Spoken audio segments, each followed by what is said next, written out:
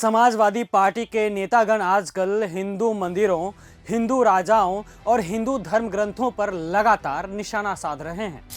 कभी सपा सांसद रामजी लाल सुमन कह देते हैं कि राणा सांगा गद्दार थे, तो कभी कह देते हैं कि हर मंदिर के नीचे एक बौद्ध मठ है। और अब सपा विधायक और पार्टी के राष्ट्रीय महासचिव इंद्रजीत सरोज ने हिंदू देवी देवताओं और पवित्र ग्रंथों पर विवादित बयान दे दिया है। इंद्रजीत सरोज ने कहा है कि जब हिंदू ग्रंथों की रचना की जा रही थी तब शूद्रों को पढ़ने नहीं दिया जाता था।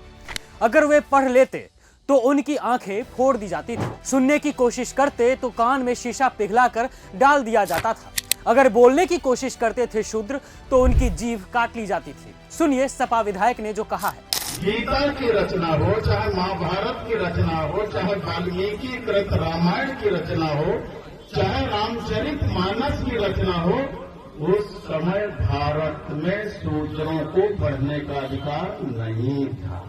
सही बता रहे, उस समय भारत में शूद्रों को पढ़ने का अधिकार नहीं था। आप पढ़ लिख नहीं सकते थे। अगर आप पढ़ने की कोशिश करेंगे तो आपकी आंखें फोड़ दी जाएंगी। आप सुनने की कोशिश करेंगे तो शीशा पिघला के कान में डाल दिया जाएगा।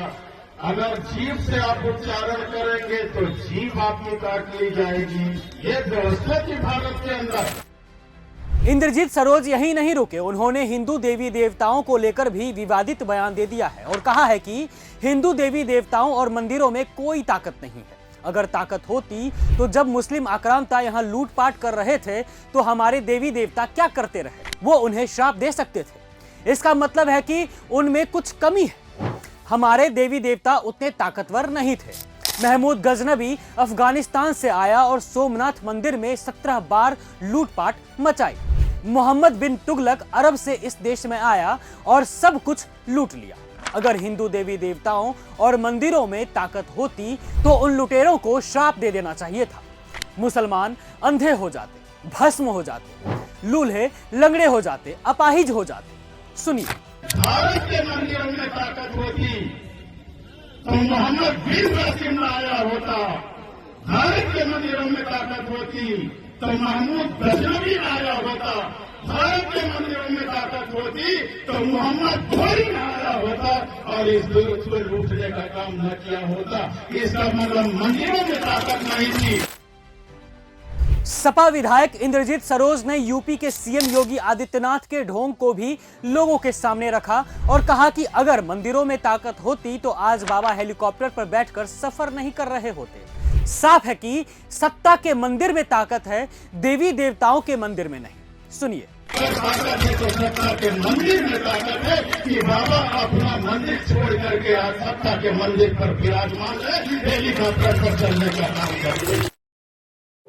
सपा विधायक इंद्रजीत सरोज ने जब से ये बयान दिया है, प्रदेश का सियासी पारा एकदम हाई हो गया है। पिछले कुछ दिनों से समाजवादी पार्टी के नेतागण हिंदुओं पर जमकर निशाना साध रहे हैं। खैर, इंद्रजीत सरोज के इस बयान के वायरल होने के बाद से बीजेपी उन पर हमलावर हो गई है। लेकिन बीजेपी और मोदी सरकार को यह समझ आ जाना चाहिए कि जितना जिसको दबाया जाता है उसमें उतना ही विरोधाभास उपजता है। यूपी में लगभग हर रोज दलितों के साथ अत्याचार हो रहा है, दलितों को नीचा दिखाया जा रहा है, लेकिन सरकार को धर्म के नाम पर राजनीतिक रोटी सेकने से फुर्सत कहां है। आपको बता दें कि उत्तर प्रदेश में जब से योगी आदित्यनाथ की सरकार बनी है तभी से राज्य में सांप्रदायिक आग धधक रही है और अब सपा नेता भी चाहते हैं कि इस तरह की सांप्रदायिक बयानबाजी कर प्रदेश के माहौल को बिगाड़ दिया जाए।